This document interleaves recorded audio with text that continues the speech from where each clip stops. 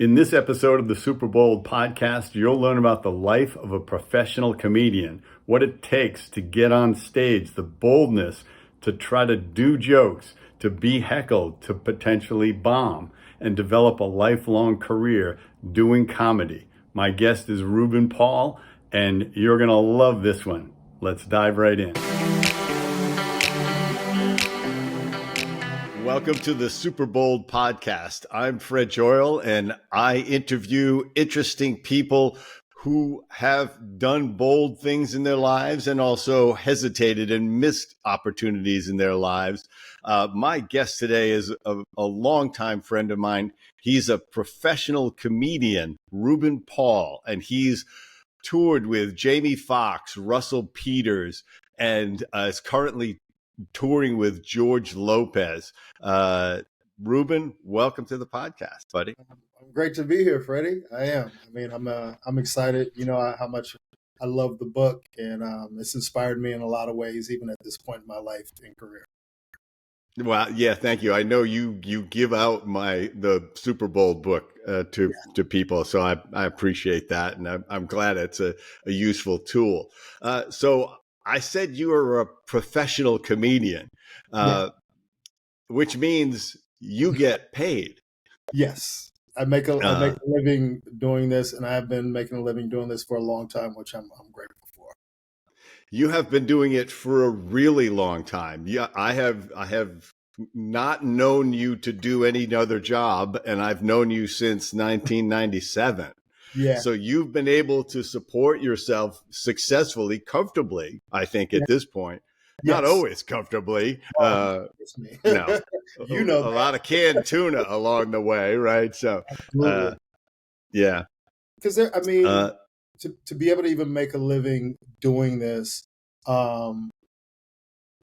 sometimes seems like a miracle, because there's so many comics out there who start, and there's so many ebbs and flows in the entertainment business. So to be able to get to a point where you're consistently making money and maintain a certain lifestyle is just something that I've had to learn how to appreciate as time goes on, because I have so many friends that I started with that aren't even doing stand-up anymore.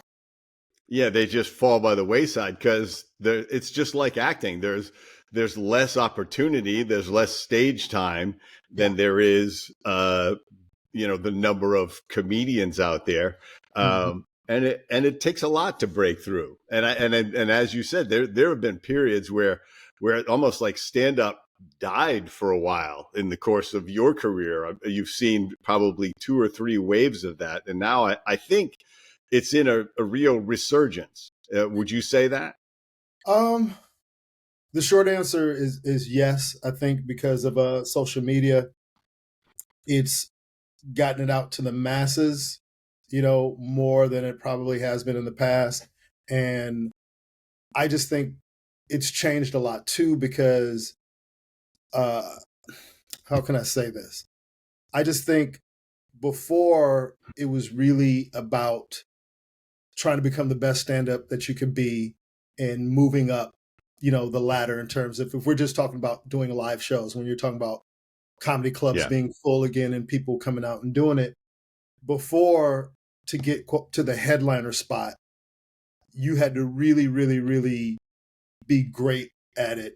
And through that course of working, you build a following because you're great at doing stand-up comedy. That's why you're headlining a club, because you're great at stand-up comedy. Now it's moved into a place where, because people can gain a following on the internet doing whatever they're doing that's not necessarily stand-up comedy, it allows those fans to come see them. And a lot of these guys, because they're doing funny sketches, like, well, where can they come see me? Oh, I'll become a stand-up comedian. They can come see me in a comedy club, and I'll do what I consider stand-up comedy. And it's not necessarily, a polished years of working presentation. Is just based on where they are at the time. And I don't begrudge them doing that. That's just the nature of the business. But it's changed a lot in that aspect, where you're not necessarily seeing the most skilled comedians at the art form at the top of the food chain anymore. Yeah, and a lot of people they don't realize this. It's just like actors who they say, wow, this guy's really hitting it. It's like, yeah, for 15 years, the poor guy was auditioning, or the woman was just going to audition after audition and doing crappy little, commercials and side bits and having to work, to feed themselves. And then suddenly they get a movie and they go, oh, wow, she's just an overnight sensation. Mm-hmm. Like they Yeah. came from nowhere. Yeah, yeah. And so, what drew you to stand up? Because to me, there's almost nothing bolder than walking onto a stage and trying to make an audience laugh. And you do it all the time.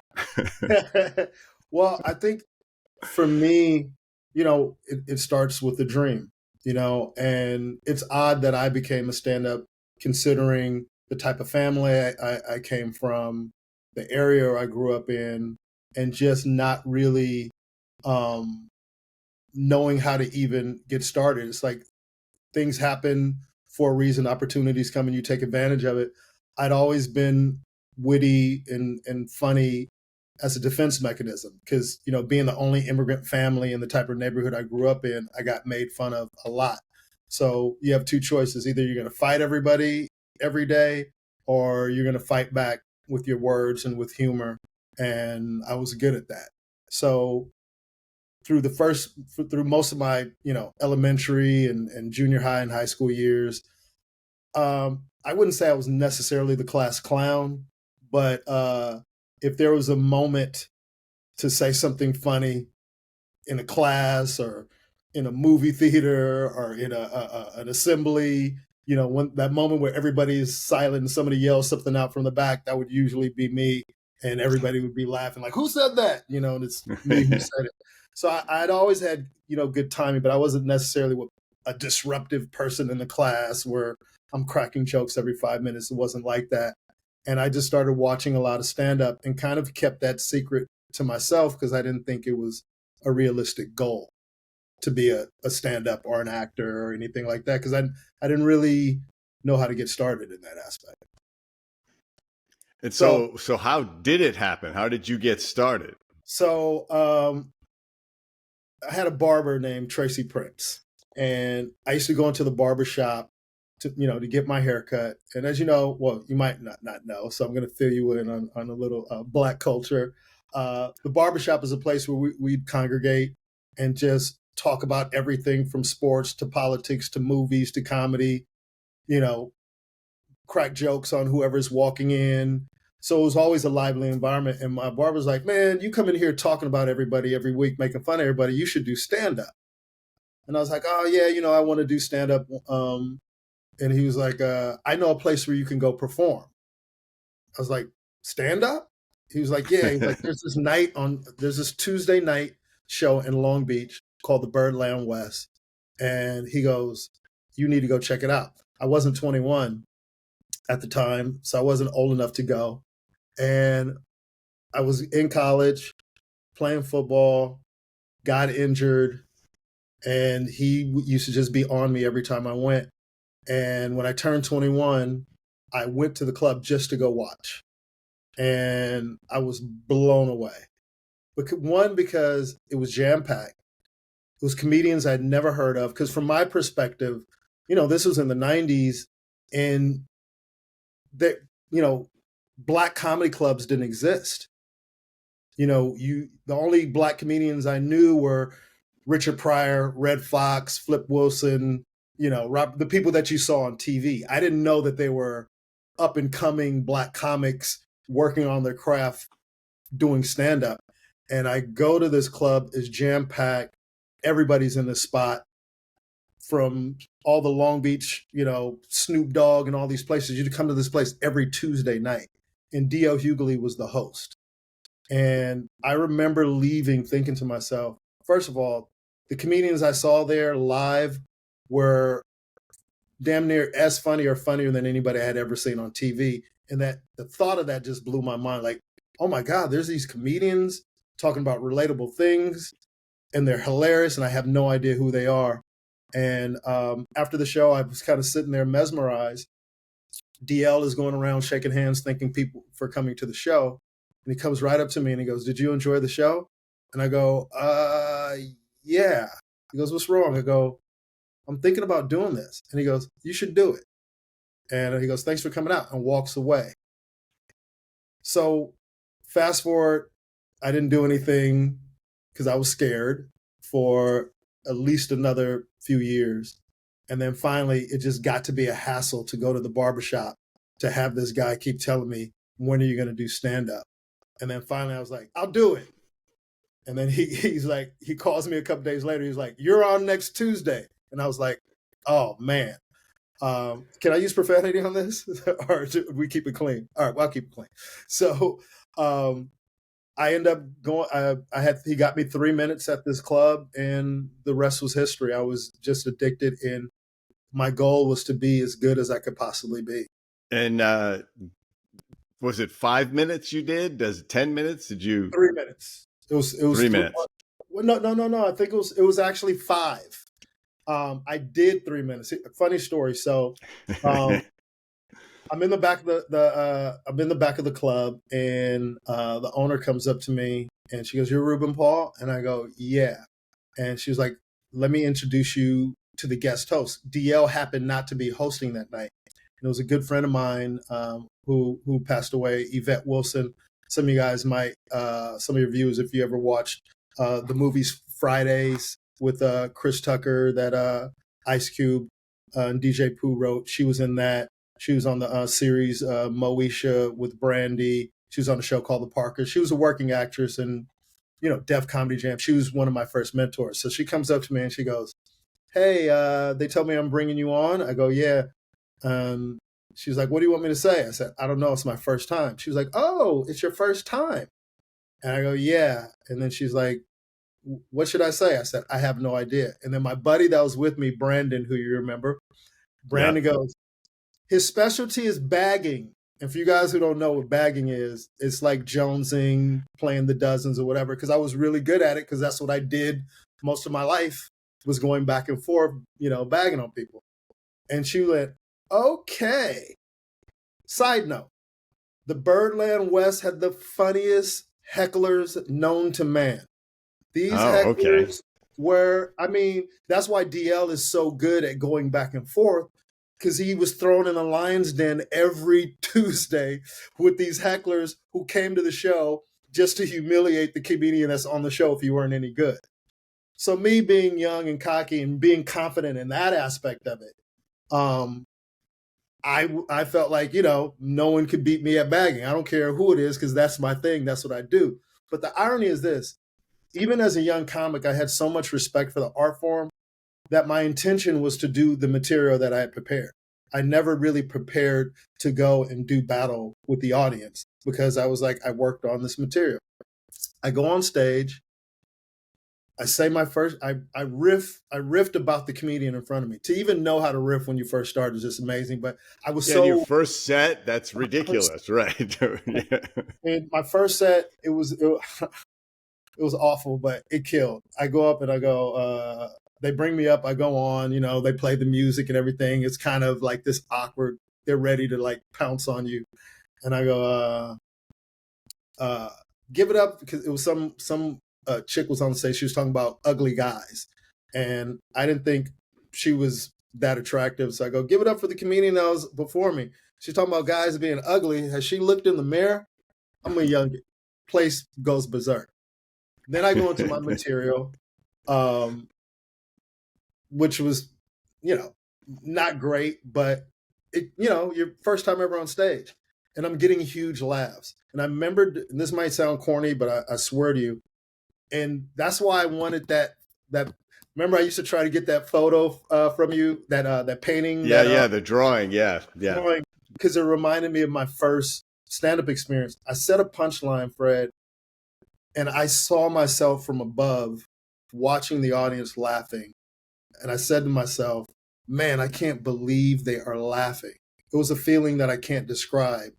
It was like, literally an out-of-body experience of me watching myself. And I did the material, all the material worked, and I kind of ran out. Somebody yelled out in the audience, I said, what'd you say? He repeated it. I destroyed him. We're going back and forth. And he goes, give me the mic. I was like, all right. So I hand the audience member the microphone. And you could just hear all the comedians in the back going, no. But my back, I came from, we did the dozens. Like, it's a fair game. Hey, I go, you go. But that's not what you do. Like, I look back now and I cringe that I even did that, but I didn't know any better. I didn't know anything. I just was going up there trying stand-up comedy and trying to be funny. And I was confident in my ability to go back and forth. And then we were going back and forth. It just started turning into a little bit of a circus. And then, they give me the light and I was like, oh, I got to get out of here. And then, of course, every comedian that came up after me chastised, in a funny way that was like, he was funny until he gave up the mic. Don't ever, ever, ever, ever, ever. Like, every comedian was like, don't you ever give up the mic. And that was one of my first lessons that I learned in stand-up was you're in control, never give in to the audience. And after that show, Yvette Wilson came up to me, again, rest in peace, Yvette. And she goes, these are the places you need to go to that do stand-up. She gave me a rundown of, obviously, the Birdland on Tuesday. There was a place called the Townhouse that's in Ladera area. There was the world famous Comedy Act Theater, the house that Robin Harris built, which was the first Black comedy club in the entire country. That was owned and ran by Michael Williams. And Robin Williams was the house MC. And he used to bring everybody to that club, from all the Lakers to Spike Lee. Everyone would come to that club to see him perform. Again, Robin Harris passed before, I started. But to be able to really, I consider that my home club, the place where I started. It's no longer in business anymore, unfortunately. But anybody in Black comedy, from Martin Lawrence to Jamie Foxx to Sinbad to Damon Wayans to Martin Lawrence, D.L. Hughley, everybody came through the Comedy Act Theater. Bernie Mac, everyone came through the Comedy Act Theater. And that's when I started. And lo and behold, when I show up to the Comedy Act Theater, guess who the MC is? D.L. Hughley. As soon as he sees me, he goes, hey, he remembered me. He goes, oh, you started doing stand-up. And I go, yeah, I started doing stand-up. And that was kind of where I started, and I learned a lot. And that club was Thursday, Friday, Saturday. And it was one show Thursday, 2 shows Friday, 2 shows Saturday. And the goal was to get booked on the weekend or get booked any night at that club. And I just worked my way up. And the owner, Michael Williams, took a liking to me, mentored me, and really taught me the history of comedy. I remember him inviting me to his house in Inglewood. He lived behind the Forum in that gated community over there. I think it's called Carlton Square at the time. And he would pull out these videotapes and show me all these great comics. And what the first advice he gave me goes, if your punchline is a curse word, you don't have a joke. One of the first things he told me. Wow. And those were the things. I mean, I'm so grateful to him. Like, he really he sent me to Atlanta, probably like 6 months into doing comedy, to feature. Now, for you guys who don't know what featuring is, feature is when you have to do 25 to 30 minutes usually. And I hadn't been doing it that long. And he sent me out to Atlanta, and it was one of the worst experiences of my life. I wasn't ready. I wasn't good enough to be there. I had no confidence. Every night I had a bad set. I would go back to the condo and try to rewrite my act to see, like, because I was like, this stuff was working in LA. It's not working here in Atlanta. And I get back to LA and he has a grin on his face. He goes, well, so how do it go? Of course he heard how it went. I go, man, why did you send me to Atlanta? And he goes, because I needed you to grow. I go, what? And he goes, you're not going to get any better unless you perform in front of different audiences and go into different environments, or you'll just become a local guy doing local jokes and local references. And he goes, and you just need to get experience. And he goes, I knew you weren't going to do well. And he goes, but I know that you can be good one day.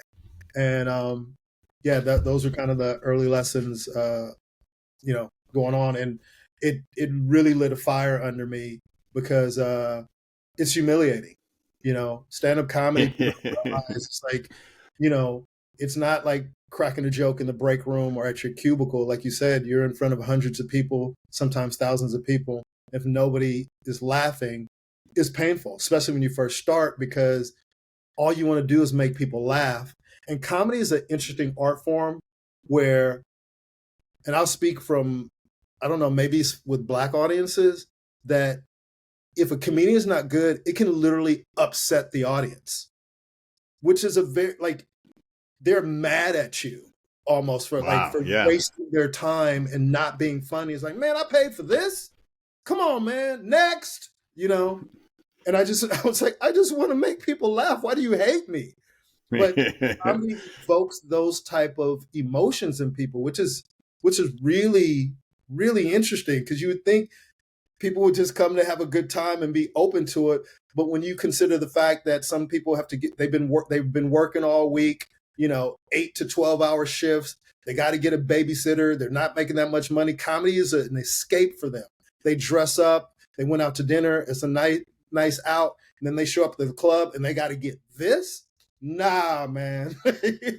Yeah, they came out to laugh. They wanted somebody to make. They weren't there to not laugh. Yeah. So, and I was going to ask you about the experience of bombing, because I'm sure anybody who thinks about stand up thinks about, well, it's got to be incredibly horrible to bomb. Yeah. But I've seen people. Been following stand up for most of my adult life. And I've seen guys come out and do a set that killed the last time I saw them. And it dies an unholy death with this audience. And they burned, it's like a 30-minute set and they're done in 15. They've gone through everything. It's like the worst thing that can happen. Awful. So talk about what that's like. Yeah. So, well, I just think, first of all, sometimes in interviews, you hear comedians that go, oh, I've never bombed. I've never had a bad set. And usually most of the time they're not great at stand-up. And I think part of the process is to be good, to be original, is to experiment and to try things and to try to tell your truth. And, everybody is not for everybody, So when you're going through that experimentation process of trying new things and trying to be different, it's not always going to work all the time. And especially when you're a young comic, you're trying to learn. You're trying to learn who you are. You're trying to learn your voice. You're trying to figure out what you're good at.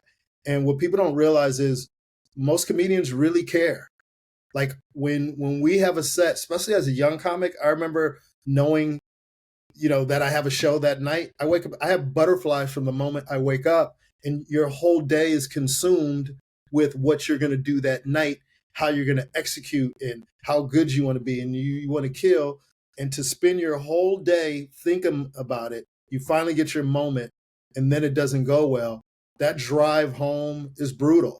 Even getting off the stage, like there's some comedians who bomb, they say goodnight, get off the stage, and go right out the back door to their car and take off, because you don't want to see the audience after your show. You don't want to be standing next to a comedian and then the audience member going, you were funny. You were the best. And you're just standing right there next to them, defeated. But people don't realize how, because we're human, that's hurtful. And I think as you grow and you learn, you kind of understand that it's a part of the process, and it's just one show. It's just one set. One set doesn't make you, and most of the time one set won't break you. It's about the process of committing to that and trying to formulate the material and deliver it to an audience in a way where most of the times you do well and not fail and not bomb. And you get to that point. And one of the things that you taught me is, because you got me to do stand-up. You knew I wanted to do it, and you got me to go out there and do it. And you said, whether you kill or you bomb, it's in the wind. It's a live performance, and it's over. So the next set is what matters as soon as you're done. And but you're talking about boldness by taking risks, by going on stage and saying, I don't know if this is going to work, period, or even with this audience. And yeah, that's, the bold comedians are the ones that develop that material. yeah. Because you got to understand, Freddie, when you're talking about like the difference of stand-up comedy and the resurgence of things, I was having this conversation the other day. There was more of an accountability when I started doing comedy.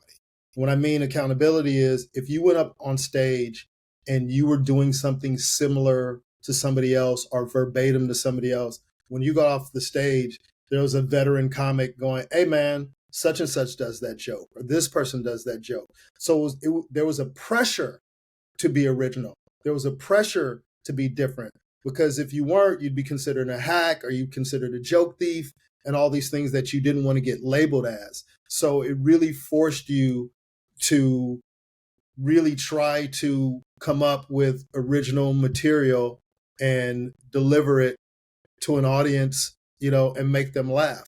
The reason why hacky comedians are so funny, the word hackneyed comes from, familiar, and it's because those jokes work. They've been proven. Somebody else wrote them and proved that those jokes are funny. So it's a cheat code. You're doing jokes on stage that have been done by other people. So psychologically, you know that this works because you've seen it work. It's a different thing to create something and not know what the outcome is going to be. And you're simply operating from the belief that I think this is funny. And if I think this is funny, somebody else on this planet has to think this is funny. And that's what I kind of locked into, because, I was funny early on, which I'm grateful for, but there's a lot of things that I abandoned. Like, I did comedy for almost 15 years before anybody knew I was Haitian, because I never talked about it. Because when I first started, I tried to talk about it, and people just used to look at me blankly. They had no idea. In California, people weren't familiar with the Haitian culture.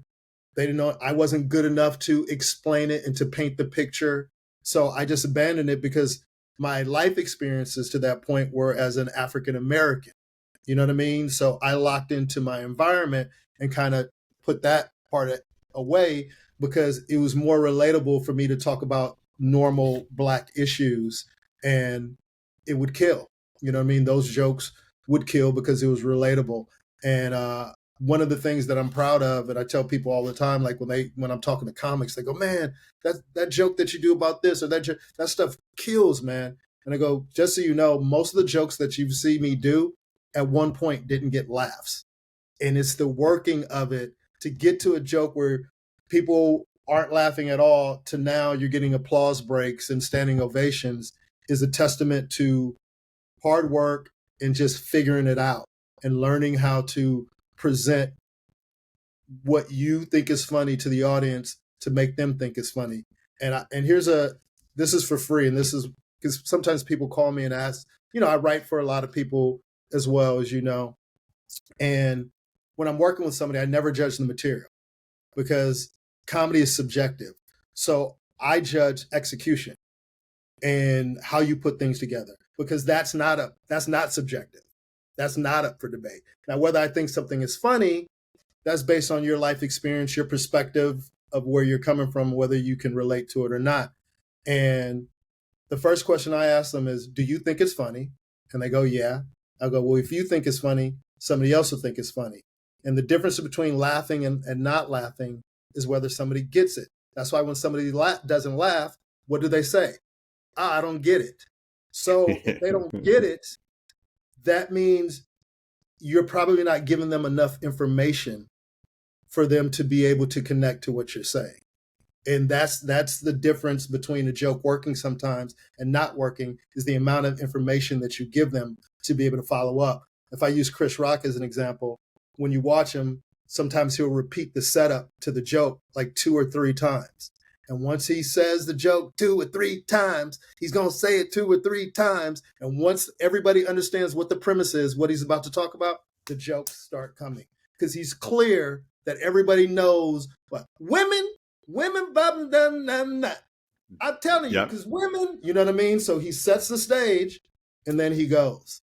and he's giving the necessary information for people to get it. Now, at that point, if they don't laugh, they just don't think it's funny. But he did what he was supposed to do in presenting the material. So there's no, ambiguity into what somebody might not understand about the subject matter. Now, to me, one of the boldest things in comedy is to go on stage with, you've got your material. You've got a certain amount of material, of course, that you're going up with after a while. You're a working comic. But you've got half a joke and you think, I think I could finish this on stage. And it's that boldness and that trust that maybe my brain's going to come up with it because of the energy that comes from the audience. Mm-hmm. Yeah. I've seen you do that. I know you're doing it. How does that go? Give me the process of doing that. Like when you got a bit and you go like, this is the first half. Well, I'm going to roll it out. I think, a lot of comedians work different ways, right? So I know some comics that won't even go on stage or try the bit unless it's every beat is worked out of it. Now, for me, in another group of comics, you'll have the premise, you'll have the idea of the joke, and you might have a portion of it. You might have like one punchline. And sometimes you might have, there's like maybe 2 or 3 directions a joke could go in, or some thoughts you might have. So what's great about a live audience is you go up, you say the first initial premise, and then with the premise, you can kind of look to the audience and see that they're engaged, like everybody's clear. Like I said, there's an understanding of what the subject is that I'm about to talk about. And then you'll throw out the first punchline. And through that punchline, it's like a door opens up from that laughter, and you kind of walk through the door. And once you walk through the door, you go, okay, let me try this. They might, if they laugh again, it's like a metal detector. They're laughing at this. Let me keep going in that direction. Oh, they didn't laugh? All right, let me veer in this direction. So it's just finding the funny, and just, my style is very conversational on stage. So through the aspect of throwing these punchlines out and these ideas out, it's almost like the audience helps you through the joke. Like you're a conductor in an orchestra, and you're hitting, you're hitting these notes in the bit. And the great part of that is, if you're disciplined enough to record your set, after the show is over, you can literally go back and listen to it. And it's like listening to music. Oh, I hit a wrong note right there. Okay. Oh, that was funny. That's where I needed to stay. So you kind of hear it, and that's a discipline that helps you put it together. And I learned that from George Lopez early in my career, because I would watch him. He was one of the first comedians I'd ever opened up for at a comedy club. Because as you know, when I was touring with Jamie Foxx, I was a new comic. I hadn't been doing it that long, and we were doing theaters before I should have even been doing theaters. But he took a liking to me. I opened up for him. I gained valuable performance experience performing in front of 2,500, 3,000 people a night. And now I had never worked a mainstream comedy club outside of the little circuit I was doing in LA. And George Lopez was the first comedian I had worked with at this comedy club in Sacramento, California, called The Punchline. And I would watch him every night. I wasn't quite familiar with who he was, but he sold a ton of tickets. He was doing 2 shows Wednesday, 2 shows Thursday, 2 shows Friday, 2 shows Saturday, 2 shows Sunday, all sold out. And I'm like, who is this guy? And he was a master.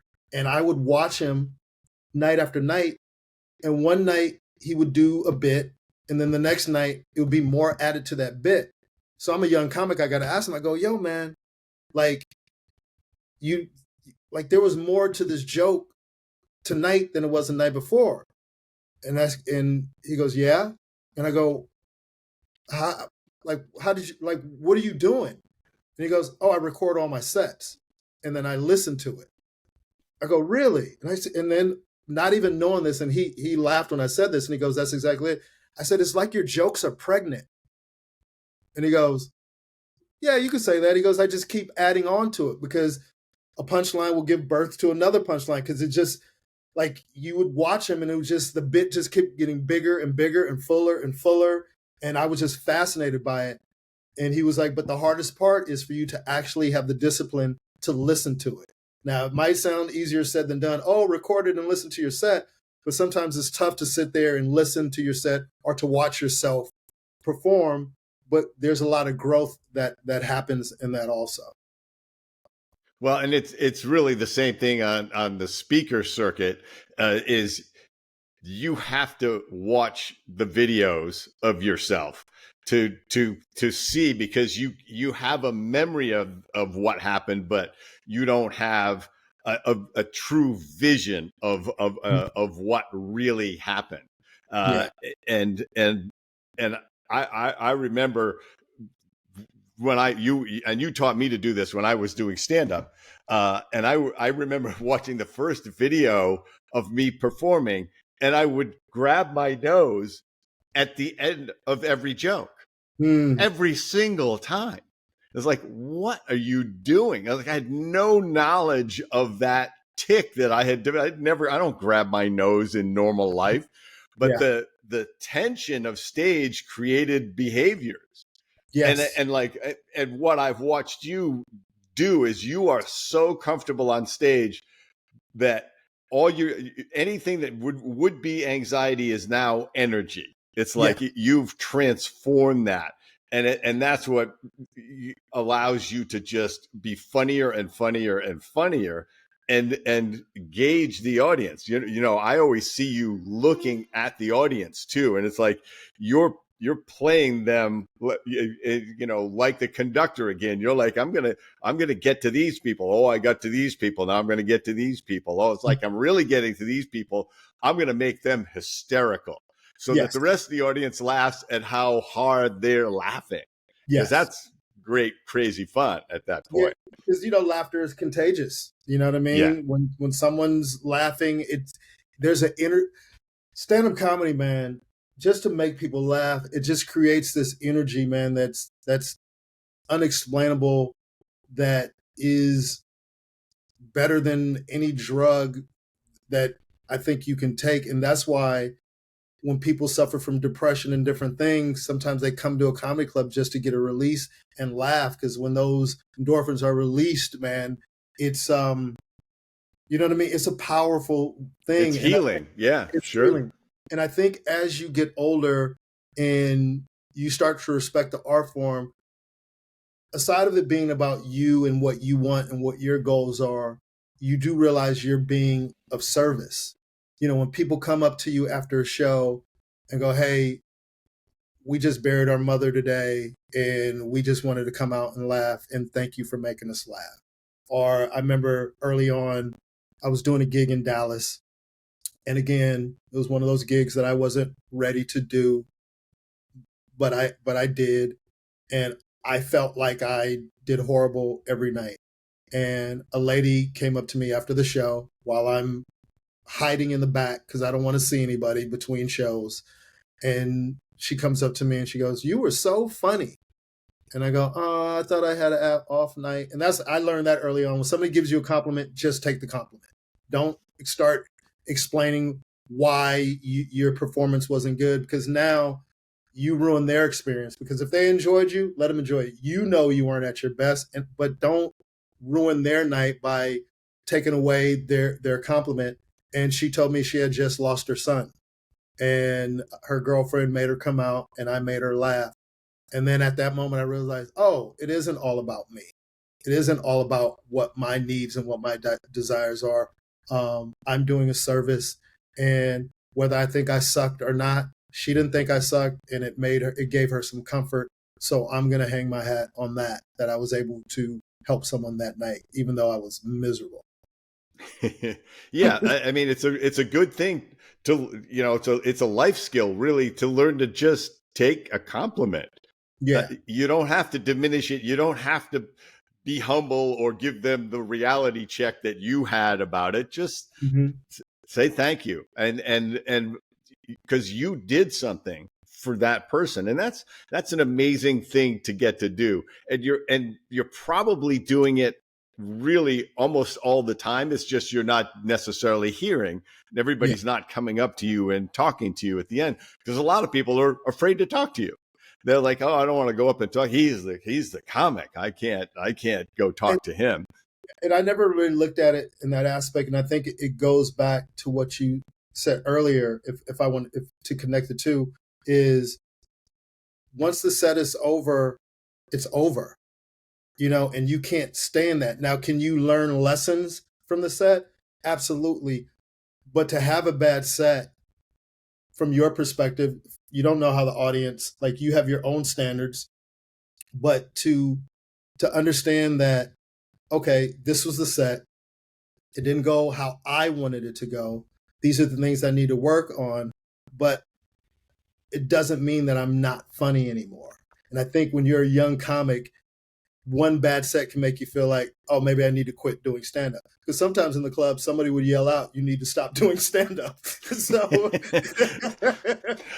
the old joke, don't quit your day job. So you're in that type of environment sometimes, but you got to learn for yourself that this one set doesn't mean that I'm not good anymore. Because like you said, you've seen people absolutely tear the house down with a set, and then you see them 2 weeks later doing the same set, and it doesn't go well at all. So that in itself should show you that every night is different, man. And you just got to approach it with the same commitment and passion, and whatever happens, happens.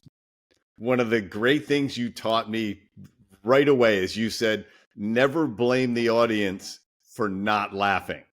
It's like, you weren't funny to them. They came to laugh. So if they're not laughing, you didn't do it right for them. And then I would see comics do it. They would get irritated with the audience, for not laughing. And I would say, well, that's not going well. That's not propelling you in the right direction here. That's a debate that a lot of comedians have. And, I'll be honest, like, sometimes audiences aren't very good. There aren't a great audience. Like, as a comic, if I'm in the back watching the show, depending on who's on stage, I could walk in the room. Sometimes you could just feel it and go, oh, this audience kind of sucks, or this audience is tight, or whatever. Who knows? Because, before everybody comes to that building, people have come from their own lives. So you have no idea where everybody's come from and what their day was like and what happens. So what I try to do, especially if I get to a show early, I like to watch the show and kind of just try to feel the energy of what, like what's my in with this audience? How can I connect with this audience? Like, what is that comedian doing on stage, that I can do differently? How can I just find that? And for me, I'm giving you tricks of the trade here, and me and Tony talk about this a lot, is for me as a stand-up, it's important for me to be in the room. And when I say be in the room, that means present, like really absorbing. Like, I'm in Milwaukee right now. I'm staying at this hotel. I'm around these types of people. So there's always, for me, a connection with the audience to show them that I cared enough about their city or what's happening right now in the moment to address it or to talk about it. And sometimes that relatability is what the connection begins. And then you can go back to what your plan was prior to that. But it's finding that connection with the audience. And that's something that I'm pretty excellent at, to be honest with you. Like, to really it's to a room and figure it out. And it's a measure of experience, but also it's your willingness to be prepared for that room and not assume that, my material's good no matter what. And instead say, and especially if you have the opportunity to see guys that who are good and they're not connecting with the audience, and it's almost like, oh, is a little challenge for me. I gotta penetrate this audience, and it can be a little exciting. It's like, I'm gonna crack them, right? I may be 5-10 minutes in, but I'm gonna crack this crowd. Yeah, absolutely. And that's that's a great feeling when you know it's like some of the comics will come in and go, man, like this audience is tight, or you know, I don't know, they're weird, they're a little off. And we all have these conversations in the green room or in the back of the room, or we're watching this audience and we're trying to, you know, with me, you know, it's like trying to crack a safe. You know what I mean? It's like trying to Yeah, figure yeah. out what that combination is. And then it just comes from trusting yourself, Fred. I'll get up on stage and I'm just, at this point in my life and my career, I'm just confident in what I like. I know I'm funny. You know what I mean? So that's not something I have to think about. When you first start, you're trying to figure out if you're funny. You're trying to convince yourself that you're funny. So when you get to a point where you know you're funny, there's a certain type of calm and relaxation that comes over you, and the audience can sense that. So if an audience is tight or whatever, it's like, oh, this guy's, he doesn't seem to care that we're not laughing, or like he just seems so comfortable. Maybe it's us. Okay, let me. And then the next thing you know, they're laughing, because that's why it's like an audience can sense fear. They can sense when you're uncomfortable. They can sense the Oh awkward. yeah. And the more awkward you are on stage, the more awkward they're going to be as an audience. But when you, like, sometimes I'll come up on stage and I go, do you guys want to be here? And they'll just kind of look, it's like, because you guys ain't been laughing at nothing. Like, this dude looks like he wants to kill everybody in here. And then make the connection because you've addressed the elephant in the room. And there's like, oh, this guy is not doing an act. He's connecting with us on a different level. Now, let me just say this. There are some comics that are great that will just, I'm going to go in. This is my prepared material. I'm going to execute it. Either they laugh or they don't laugh. That's the end of it. And Yeah. God bless them. If that's their, you know, approach or their style, they can do that. But for me, I'm going to do my best to connect with them on a human level and then deliver this human material that I have of these experiences that I think that they can relate to, or something that I think they would find entertaining. And what I learned about doing my Haitian material as I've become a better comic is one thing that Pryor was brilliant at. You didn't have to come from where he came from. You didn't have to experience what he experienced to be able to laugh and get. It's like it's like watching a movie. You know, you don't have to experience everything in the movie to enjoy the movie. If somebody's taking you on a journey and you go, oh wow, this is interesting.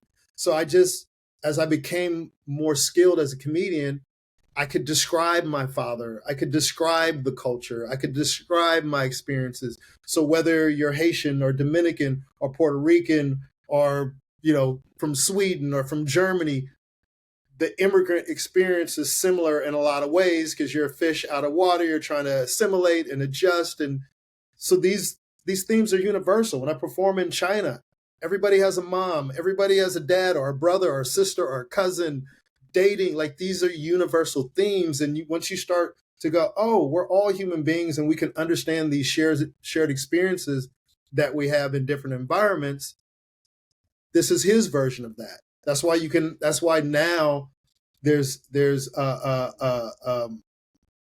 great pride in to be able to share your experiences and your culture with people, whether it's Russell Peters in the Indian experience, whether it's Margaret Cho years ago talking about her family, or Joe Coy being Filipino and sharing these stories that you don't have to, it's not funny, just, you don't have to be Filipino or Haitian or German or whatever to laugh. It's just, you're presenting a scenario that they can relate to based on their experiences with their own families.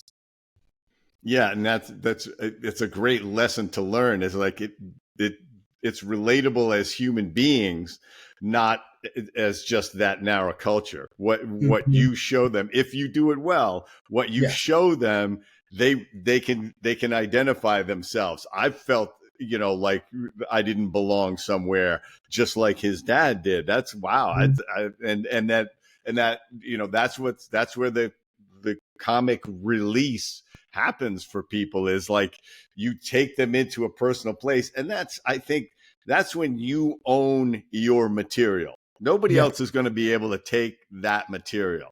And so I want to know, like, what's you've told me some places, but what's the weirdest place or that you've ever performed? or the weirdest show that ever happened?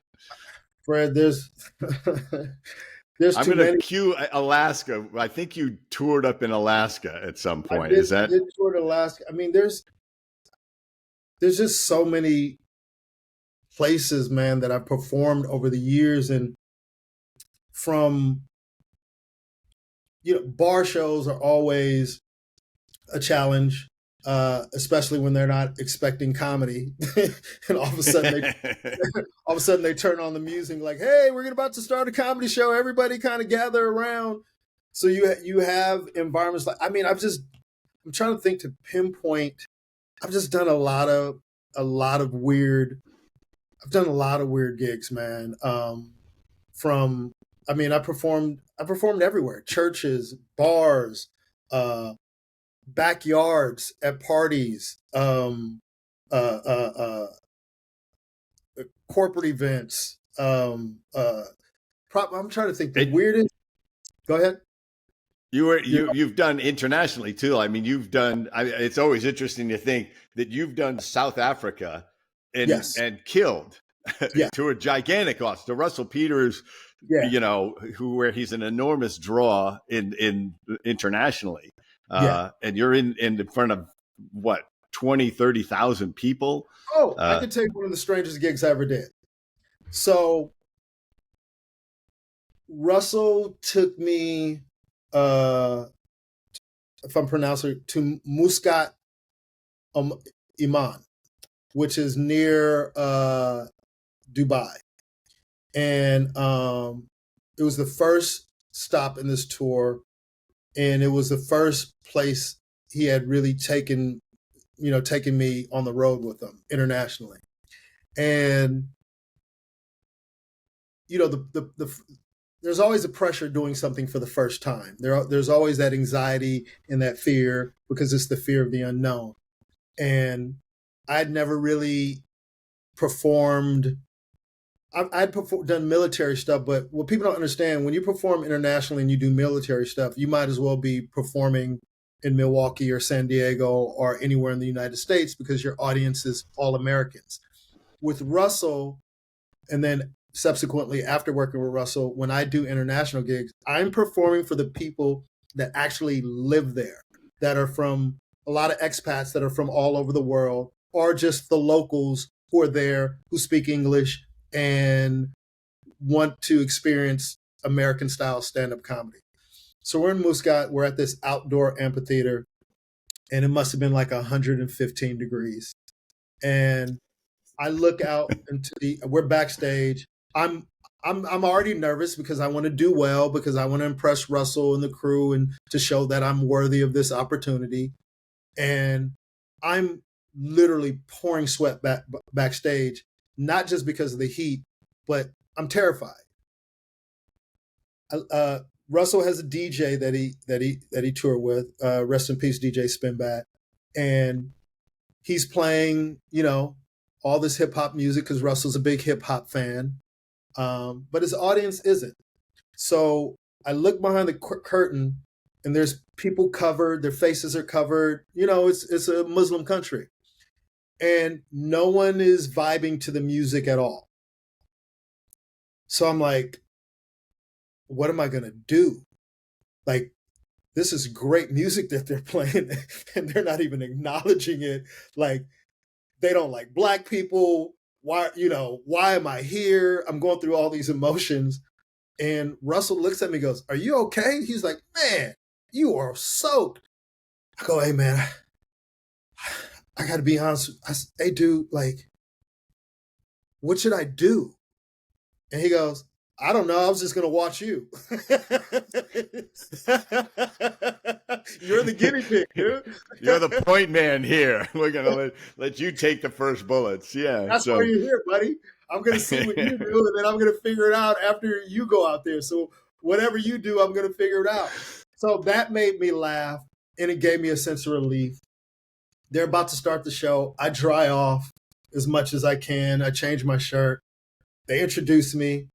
I can feel my heart pounding through my chest. And I say the first punchline, and it's complete silence for like 3 seconds, which that 3 seconds felt like 30 seconds, and the place just exploded with laughter. Like my first joke absolutely killed. And then once that happened, it just like all the tension went away. And then I just did my set and it went well. And that was the first step in giving me confidence. Like, oh man, my stuff translates all over the world. Like this is, and I kind of learned that in each spot that we visited, just performing, going to Singapore and all these different places and doing stand up. And it shrunk the world for me comedically because, we tend to forget the internet has opened it up to everybody. So you could be, as long as you have an internet connection, you can be anywhere in the world and have access to anything. And I found out that people are very familiar with the culture. They're very familiar with America. They're very familiar with, our daily way of life based on stand-up comedy and watching us. So things that we think might not be relatable can be relatable. Now, if I'm in Muska, I'm not going to do a joke about Costco, but maybe I ask around and go, hey, do you guys have something similar to a Costco?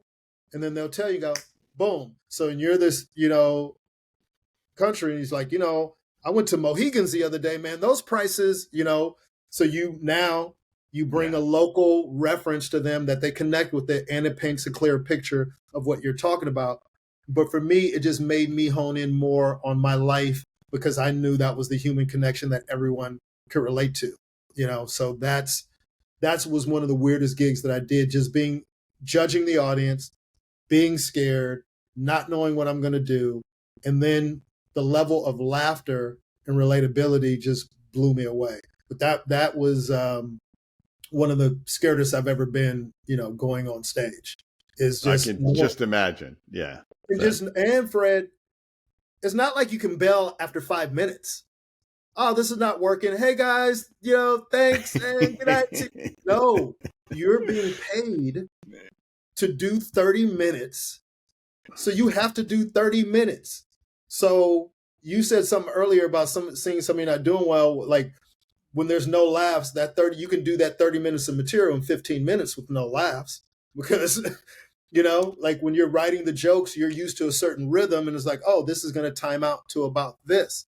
But when those jokes aren't working, that's when panic can start to set in. That's when you start, what else is going on? Hey, what's your name? You know what I mean? You're just trying to extend the time to do your allotted time. So yeah, you learn a lot of those lessons and those moments of high pressure situation. Yeah, it's, I've got to say that doing stand-up, improv comedy helped me tremendously. But you had said to me, I know you love doing improv. I know you're good at it. Stand-up's completely different. And it is. You're all alone up there. Yeah. And I tell people, like, once you've done stand-up, to do regular speaking is so much easier. One, because the feedback loop is not instantaneous. Yeah. You can roll out your material, but you learn to trust your creativity. That was the thing that I got out of it the most is I learned, so much from watching you about how to gauge audiences and play off the audiences, that I would pay attention to them as I was doing my material. And know that you can make adjustments or that you can tag onto a joke. And once I started tagging jokes, which you talked about, like the punchline leads you to another punchline on stage. Once you do that once or twice, you say, oh, my brain wants to do this. Yeah. If I just let it. I wanted to say this to you, especially in reading your book, and something I didn't even realize, even doing stand-up, because you said it earlier, like stand-up is the boldest thing you can do, and the courage and the bravery you have to do that. But what I never realized or never acknowledged or ever really dealt with is you can be bold in certain areas and completely fearful in other areas. And that was hard to reconcile because I'm a stand-up comic.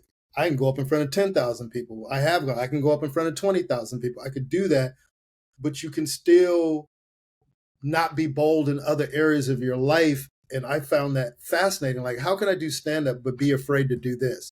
How can I do stand-up but be afraid to do that? Like, it doesn't seem like it would mix.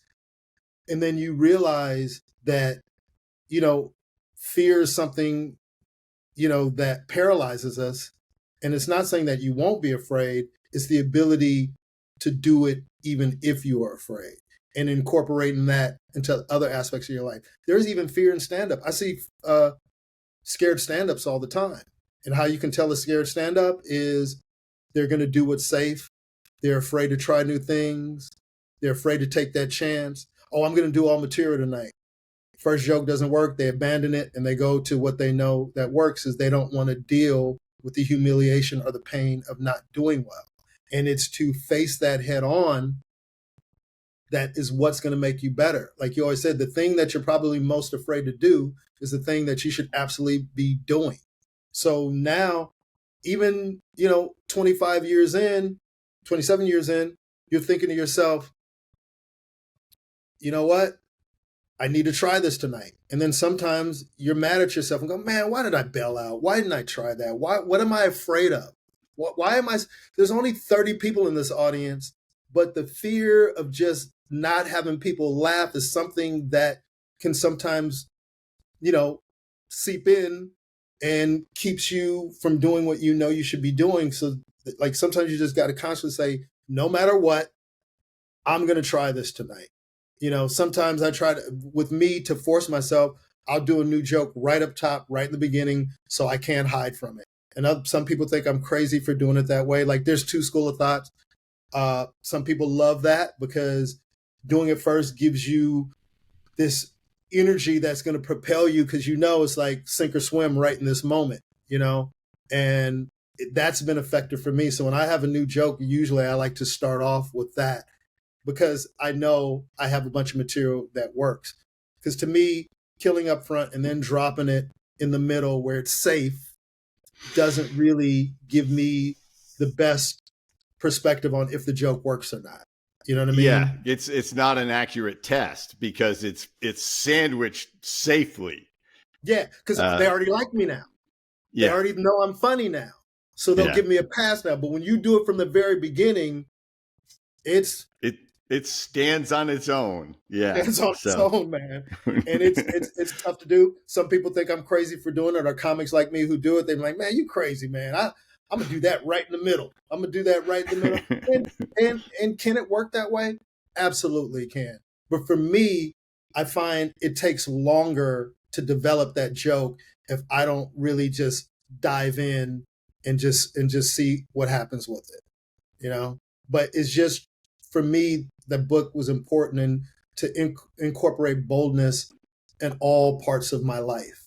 And in the last frontier for me, I'm not going to say the last frontier because we're ever evolving, but for me is really embracing whatever fear I might have with social media and really using that as a tool that I know I need to use as a tool.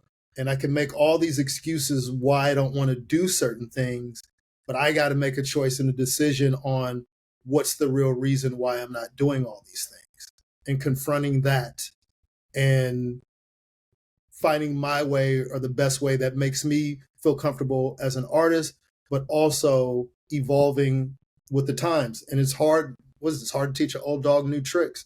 And that's why when we're talking about how stand-up comedy has expanded and it's grown and is this a good time, is you got a whole generation of people who never had to go through the gauntlet of live shows and failing in front of people. They have their camera, they're at their house or they're in their cell. They can do 25 takes and cut it and then post it. Like what you see them posting most of the time is probably the best of what they've gone through the process to perfect it, and not having to do that in front of a live audience. What they're doing editing is what we have to do in front of a live audience. So they just don't have that that Well, they experience. don't they don't have what you had. They were 180 degrees from where you started, which is a club where the audience traditionally heckled you. I Yeah. mean, what could be harder than that? you, you literally feel like they hate you, dude. Like you'll be driving home like, man, that audience hates me. Like if, to be honest with you, I'm at a point in my career that even when I don't feel I did well, people will think I killed or did great. And there's times where I'll just feel like, man, that audience didn't like me. My friend's like, what are you talking about?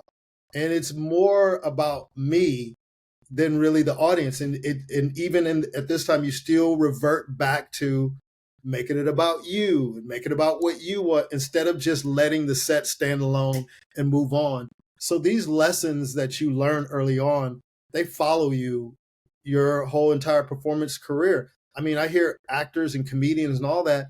Confidence is what I think we all struggle with to a certain extent. Even the greats is like, you want to feel that it's fun. I'm talking about on the highest levels, man. I've worked with some of the biggest comedians in comedy, and to realize, oh, they're afraid too, or they're nervous about this too, or they have anxiety about this too. And it's amplified because of their stature and the level that they are. Could you imagine, well, I can't imagine, but doing like if we take Chris Rock's Bring the Pain, which was his, you know, exploded on Breakthrough one, his yeah. breakthrough and made him the biggest comic in the world and one of the most respected comic in the world. That's out. Imagine what it was like going through the process to do his next special after that. Yeah. What that anxiety must be like and what that process is like. And can I top what I like? Or a musical artist who does their first, hit album. And now you owe the record company another album. And everybody in life wants to improve as you go along, but what's the likelihood of everything being a 10 out of 10 every time you release some material? So you got to kind of learn to just, this is where I am in my life, this is what's going on, and this is what I present to you. And then for me, understanding when you make a decision to be in the public eye, you have to accept the criticism as well as the praise.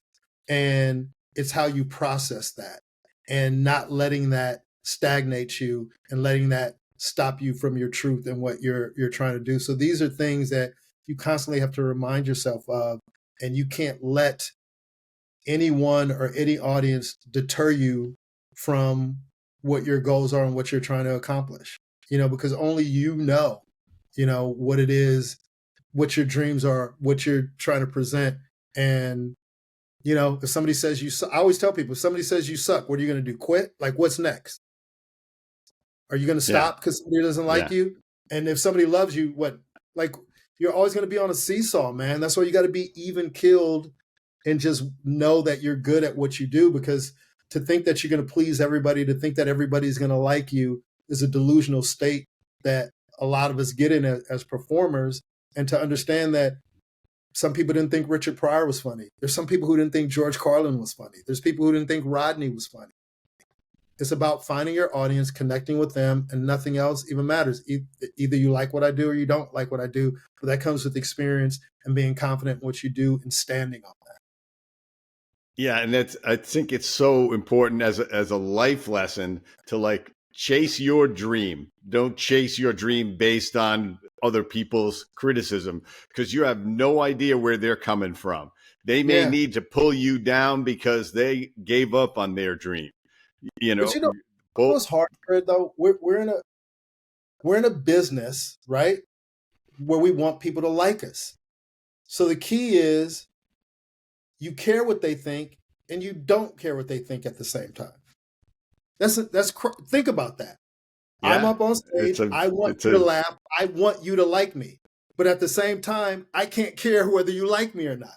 It's an odd dynamic, but it's something that you have to learn how to navigate. It's like when I go up on stage, my goal is to make every single person in the seat laugh. That's what I want to do. But also knowing that I probably won't make every single person in their seats laugh. And you got to be okay with that and know Some people like chocolate milk. Some people like regular milk. Some people like chocolate chips. Some people like oatmeal raisins. Some people like peanut butter. Like we're all different humans with different tastes, and you got to understand that. And you can't let people's opinions stop you from your goals. And that's one thing that I just try to stay in that place of, no matter if I'm killing or no matter if I'm not killing as hard as I want to do, is that I'm doing what I want to do as an artist. I'm presenting my truth and what I present to do. As long as I'm consistent with that, I'm learning to be cool with everything else. And that's been a process for me. And it's a process for a lot of us, in stand up. And when you get to the levels that a lot of my peers have gotten to, that I believe that I will get to one day, is to be in, I'm telling you, man, to come out to an audience that's there to see you is different than coming out and trying to win an audience over. And I look forward to getting to a place where, with Ruby Tuesdays, I'm starting to feel a lot of that, because there's people who are coming there to see Ruben. They're coming there to see me every week. You know what I mean? They're my fans. But most of the time when I perform, when you're not famous, it's a road game. If you can use a sports analogy. Whenever I perform, I'm the visiting team. But when stars perform, it's always a home game. It's always a home game for them, because everybody in that audience loves them and they came there to see them succeed. That's a different thing, man. And I look forward to being in that position where I come out and I know everybody loves me and I know everybody's a fan. When you walk out to a standing ovation. That's a different type of performance than, who's this guy? This dude better be funny. You know what I mean? That's different. So I think the goal is to work hard and find the people who like you and what you do.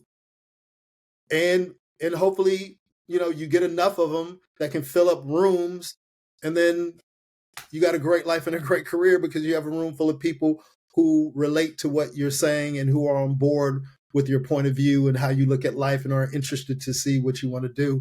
That's what I aspire to, is to get to that point. But there is a gratification that I think allows me to be good, is because I love winning people over. I love people thinking, this guy's not going to be funny. Who's this guy? Never heard of this guy.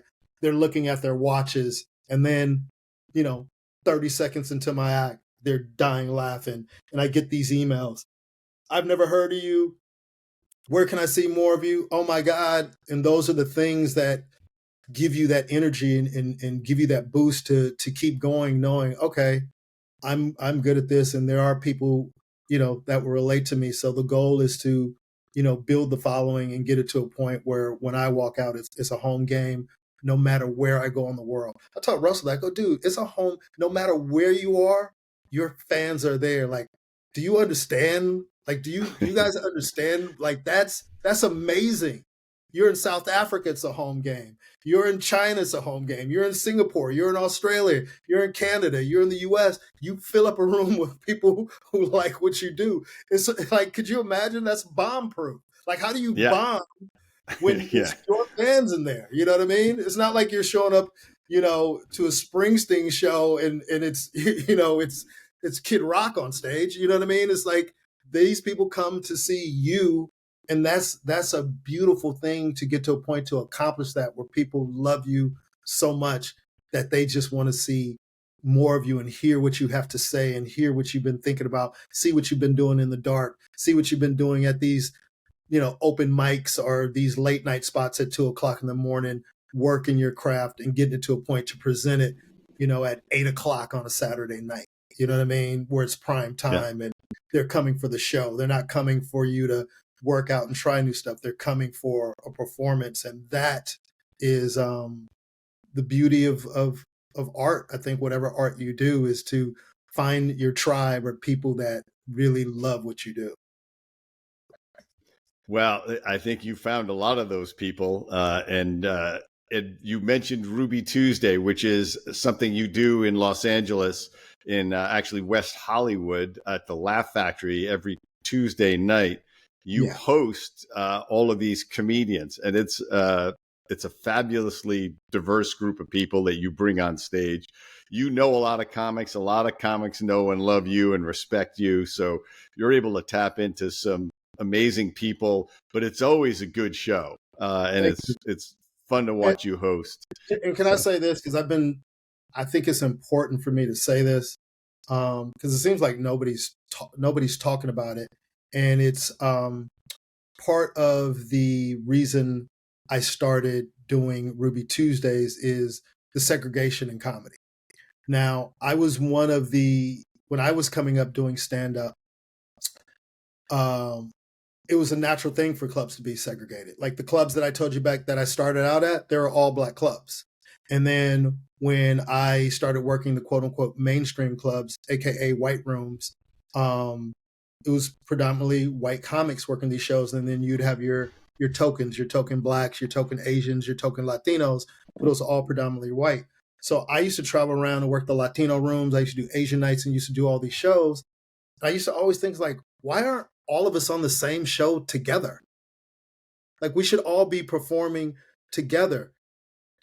But it just seems like the industry can't wrap their brain around that Fred can love Jerry Seinfeld and love Cat Williams at the same time. You know, people are capable of doing that. People are capable of loving Cedric the Entertainer and loving, Rodney Dangerfield at the same time. Laughter is contagious and it's universal. And I was like, I'm going to do a show and take the best comics from all the rooms that I work and put them on one show and let's see what happens. And what you see is people laugh. They laugh at the Black comics, the white. I have Black friends that come to shows who don't think white comedians are funny. Like, yo, man, that white boy was hilarious. Dude, I didn't even think white people were funny like that.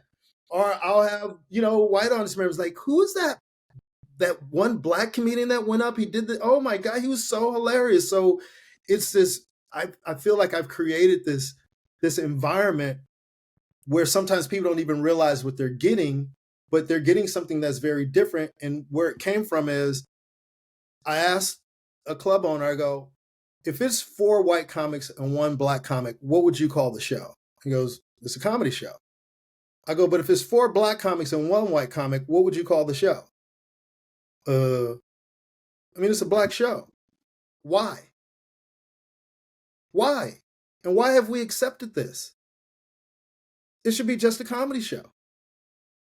And that's what comedy is. So you see a lot of these lineups and it's like they think that white comics are for white people and Black comics are for Black people. So that's why these clubs have all these theme nights to cater to a specific audience. And I do understand the economic value of doing that. I get it.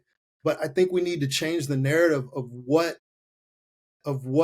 comedy is and how people can embrace it. And you see it and then to even use the word crossover, let's just have comedy, good comedy, and no matter what their race is, let's just base it on that. Because like I said before, when you travel, you realize we have more in common than we don't. And that's one thing that I love about doing Ruby Tuesdays. And when you see the audience, it's a mixed audience. And I'm proud of that. So I'm hoping I'm making a difference in giving comics the opportunity to work in front of audiences they would never normally work in front of. Yeah, so, when I go, the audience is as diverse as anything you'll ever see. It's just fascinating. Last time I was there was like a 70-year-old couple, white couple, and then there was another Black guy who was there with his mom, who was 76. I never saw somebody laugh so hard as his mom. She was there was some comics that were doing absolutely filthy stuff.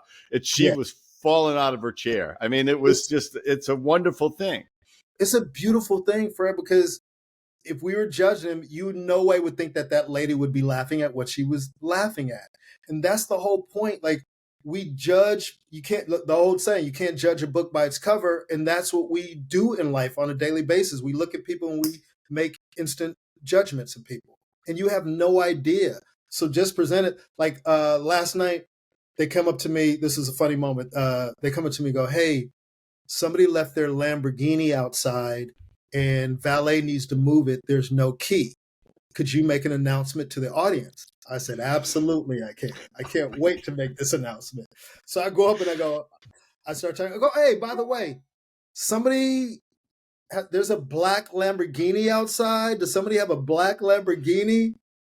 And then it kind of got quiet. And I go, somebody has to have a black Lamborghini in there. And the guy goes, that's mine. And I go, show us your key. So he gets up, he goes out and he moves. So I had that in my back pocket. The audience didn't know. That was just a setup for me, what I was going to do probably 30, 40 minutes later.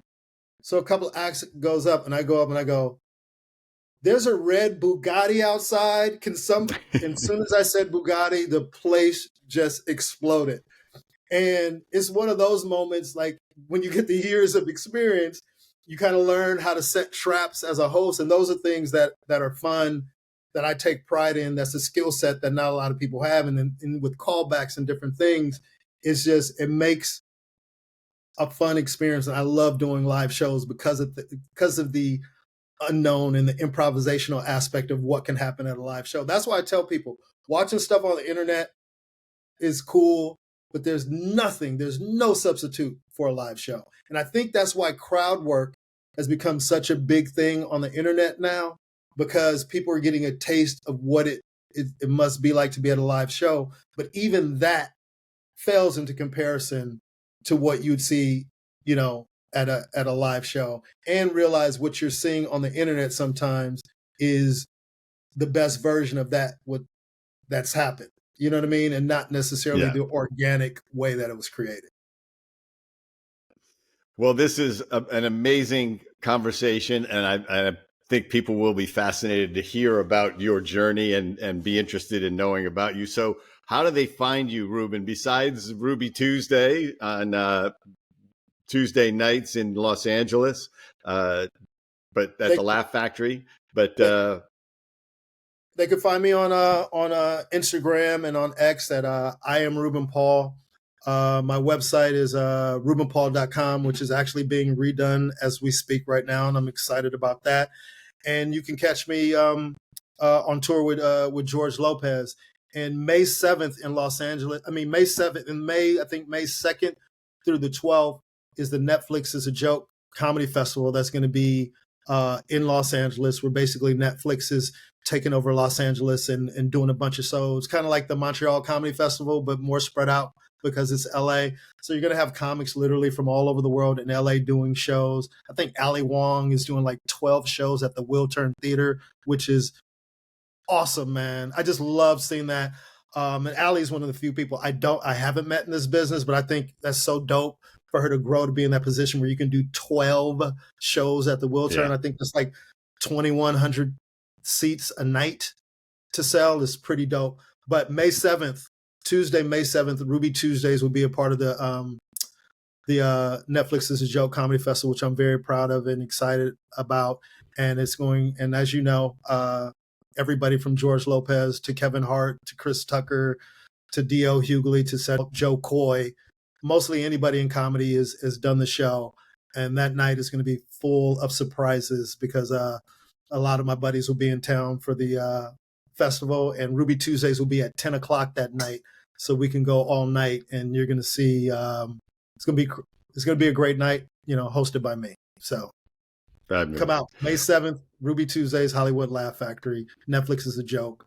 Go to laughfactory.com to get your tickets, or go to Netflix is a Joke. I believe it's netflixisajoke.com, but Ruby Tuesdays, May 7th, 10 o'clock. You want to be there. Trust me.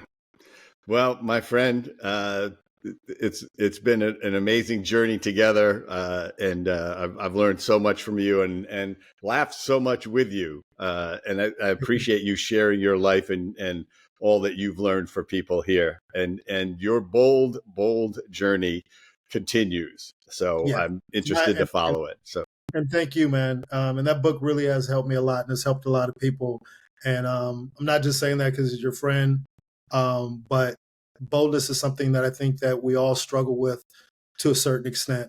And to have like a blueprint, something to go back to, has been very helpful for me. And as soon as we finish this, I'm going to be bold and work on some things that's going to, improve my life and my career. And I'm excited about that process. Cool. All right. Thanks. And that's our show. Thank All right, you, thank everyone. you.